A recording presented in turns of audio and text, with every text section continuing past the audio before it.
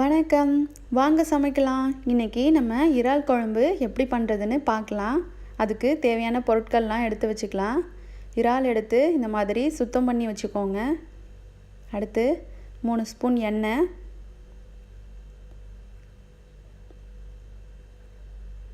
1 spoon கடுகு உளுத்தம்பருப்பு, 1/4 teaspoon மஞ்சள் தூள், 1 ஸ்பூன் மல்லித்தூள், 2 ஸ்பூன் மிளகாத்தூள், 2 பச்சை மிளகாய், ஒரு மீடியம் சைஸ் வெங்காயம் எடுத்து இந்த மாதிரி சின்னதாக கட் பண்ணிக்கோங்க, ஒரு தக்காளி, கொஞ்சமாக கருவேப்பிலை, மல்லித்தழை. அது கூடவே அரைக்கிறதுக்கு தேவையான பாத்திரலாம் 3 ஸ்பூன் தேங்காய், 1 ஸ்பூன் மிளகு, 1/2 ஸ்பூன் ஜீரகம், 1/2 ஸ்பூன் சோம்பு எடுத்துக்கோங்க. இப்போது நம்ம எடுத்து வச்சுருக்கிறத ஒரு மிக்ஸி ஜாரில் சேர்த்துக்கலாம். எல்லாத்தையும் சேர்த்துட்டு கொஞ்சமாக தண்ணி சேர்த்து இந்த மாதிரி அரைச்சி எடுத்துக்கோங்க. வாங்க எப்படி பண்ணுறதுன்னு பார்க்கலாம். பேன் ஹீட் ஆனதும் எண்ணெய் ஊற்றிக்கலாம். எண்ணெய் சூடானதும் கடுகு உளுத்தம்பருப்பு சேர்த்துக்கோங்க. கடுகு நல்லா பொரிஞ்சதும் வெங்காயம் சேர்த்துக்கலாம்.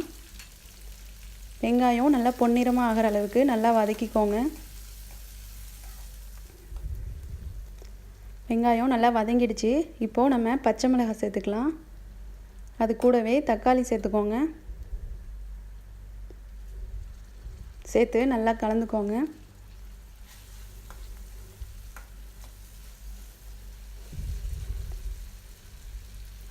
எல்லாம் நல்லா வதங்கிடுச்சு.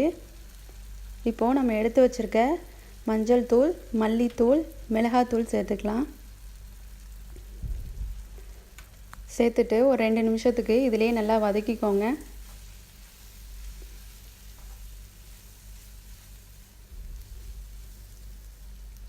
இப்போது நல்லா வதங்கிடுச்சு.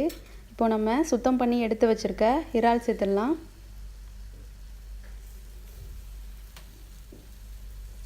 சேர்த்து நல்லா கலந்துக்கோங்க. அந்த மசாலாலாம் அதில் இறங்குற அளவு நல்லா வதக்கிக்கோங்க.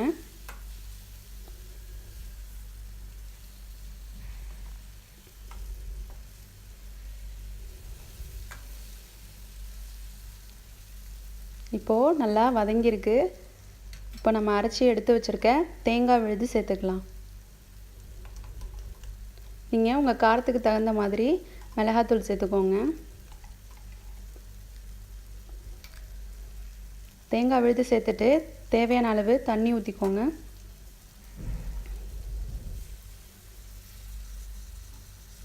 அதுக்கு தேவையான உப்பு சேர்த்துக்கலாம். சேர்த்து நல்லா கலந்துக்கோங்க.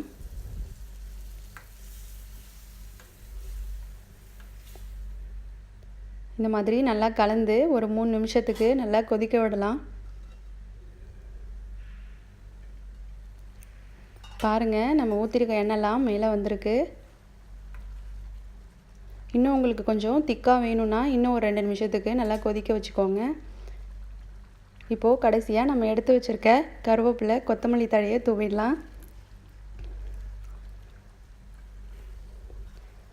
தூவி ஒரு நிமிஷம் வச்சுட்டு இப்போது நம்ம அடுப்பை ஆஃப் பண்ணிடலாம். அவ்வளோதான், நம்மளோட இறால் குழம்பு ரெடி ஆயிடுச்சு. இது பண்ணுறதும் ரொம்பவே ஈஸியை. உங்களுக்கு இன்னும் கொஞ்சம் காரம் அதிகமாக வேணும்னா கடைசியாக மிளகுத்தூள் சேர்த்து ஒரு நிமிஷத்துக்கு கொதிக்க விட்டுக்குங்க. அவ்வளோதான், நம்மளோட சூப்பரான இறால் குழம்பு ரெடி ஆயிடுச்சு. இதை உங்கள் வீட்டில் ட்ரை பண்ணி பாருங்கள். இந்த ரெசிபி உங்களுக்கு பிடிச்சதுன்னா லைக் பண்ணுங்கள். ரொம்ப பிடிச்சதுன்னா எங்கள் சேனலை சப்ஸ்கிரைப் பண்ணுங்கள். Thank you.